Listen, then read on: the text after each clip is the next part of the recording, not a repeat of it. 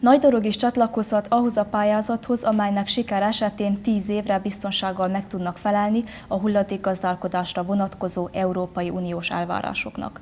A KEO program támogatásával új hulladéklerakó épülhet Pakson, amelynek köszönhetően 7 település szemét elhelyezése válik így biztosította. Paks, Bölcske, Madocsa, Gerjen, Nagydorog, Pusztahencse és Győrköny képviselőtestülete 2009 nyarán döntött hulladékgazdálkodási társulás létrehozásáról és a pályázat benyújtásáról.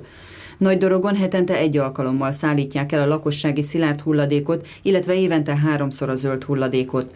A településen jelenleg a Kaposvári hulladékgazdálkodási vállalat szolgáltat. A hulladék feldolgozása kapcsolatos szerződési lehetőségünk szűnt meg, mert eléggé kívül esünk. A minisztérium nem támogatta azt, hogy ilyen nagy távolságon belüli szerződések és szolgáltatás jöjjön, és ezért kellett nekünk új társ után néznünk. Nagydorogon kiemelt figyelmet fordítanak a környezetvédelemre, a település tisztántartására.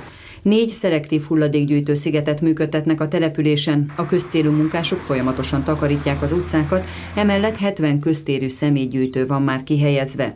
Dobry István polgármester elmondta, a Paksra tervezett új hulladékkezelő rendszertől azt várják, hogy a közelség miatt a jelenleginél kedvezőbb lesz a szolgáltatás díja, illetve a társulás hatékonyabban pályázhat a jövőben az illegális szemétlerakók felszámolásáért.